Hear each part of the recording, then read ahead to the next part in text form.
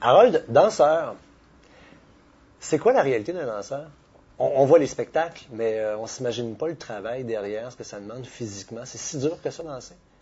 Ben, c'est dur, ça dépend. Chaque chorégraphe a, je dirais, son univers. Il y a des univers qui sont plus acrobatiques, tu sais, qu'on pense à La La La Human Step, par exemple, qui est un univers beaucoup plus... Ben, il y a eu une époque plus rock. Maintenant, ils utilisent plus des danseurs de ballet, par exemple, mais sur pointe. Tu sais, il y a comme quelque chose de physique là-dedans qui est très difficile.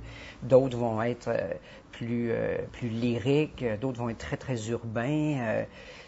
Mais ça demande beaucoup de versatilité pour le danseur, de passer d'un univers à l'autre, d'une esthétique à l'autre aussi, d'une façon de bouger à l'autre. Fait que c'est pas comme, mettons, un danseur de ballet qui danse le ballet toute sa vie.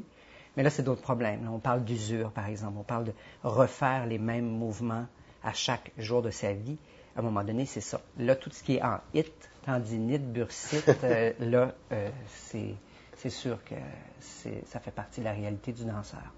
Parlons de nos âges, 2 minutes. Quarantaine, pour un danseur, souvent, c'est la fin de la carrière. Toi, tu vois ça comment? Bien, en danse contemporaine, c'est pas nécessairement la fin.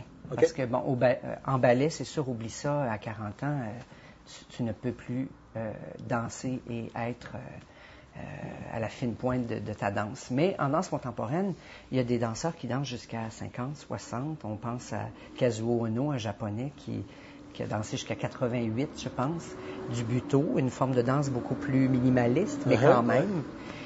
Mais c'est sûr que quand tu arrives à la quarantaine, tu te dis, OK, j'ai donné probablement tout le meilleur de mon corps. Là, je passe dans peut-être le meilleur de mon être, de ma maturité.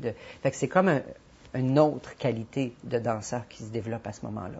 Est-ce que tu as l'impression aussi qu'en vieillissant, parce que mon plus jeune, tu as voulu devenir comédien également, il y a un mouvement en danse, puis j'utiliserai même pas le mot contemporain, on va dire en danse, en spectacle, qui est justement le danseur qui joue un peu plus aussi, parce qu'on veut que le message soit clair sur scène, puis que les gens partent en ayant compris le scénario, dans le fond.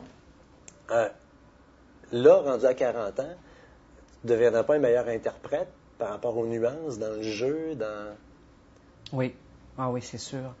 Je pense que c'est ça qui est beau aussi, même dans un même travail, de voir de jeunes danseurs puis des danseurs plus matures. C'est que là, il y a comme une palette vraiment, comme dans la vie, en fait. Monsieur, madame, tout le monde, en vieillissant, devient un peu plus sage, un peu plus mature, un peu plus réfléchi, je dirais. Bien, ça, c'est le fun de voir ça sur scène aussi, de ressentir cette expérience-là. Puis ça crée souvent une dualité parce que dans tes spectacles, tu es quelqu'un qui a toujours donné beaucoup de chance à la relève. Tu es un dénicheur de talent, même comme metteur en scène. En côtoyant la relève, ça crée un beau choc de culture en même temps. Oui. Oui, moi, je trouve ça important parce que, bon, comme je vis, si on veut, d'une forme d'art qu'on dit contemporain, j'aime rester en contact avec, justement, la jeunesse, avec où est-ce qu'on en est rendu avec les nouvelles générations qui nous suivent, au lieu de m'isoler, si on veut, dans mon monde, puis de continuer à faire mes trucs, mais sans avoir un lien avec cette relève-là. Je trouve que c'est important. C'est important de voir les différentes générations qui viennent après, comment ils approchent le mouvement, comment ils sont.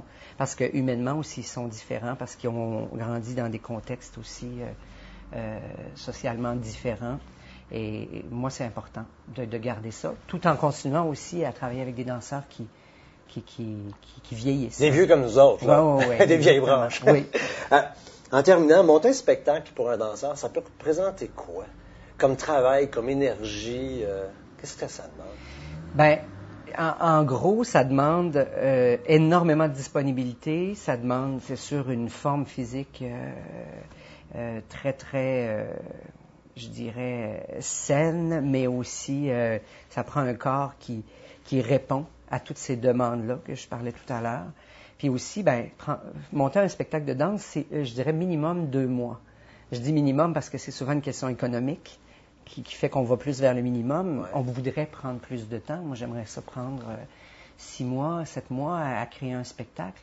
Mais donc, quand on parle, mettons, ne serait-ce que 2 mois, c'est 2 mois à tous les jours où le travail se fait à tous les jours, où tu refais. Le mot répétition en danse, c'est un mot qu'on utilise beaucoup. OK, on se fait une répétition, bien, ça le dit, on répète et on répète les mêmes mouvements pour en arriver à, je dirais, presque un naturel, que ça devienne un deuxième souffle chez le danseur. Donc, c'est sûr que ça demande beaucoup de souplesse d'esprit et de corps.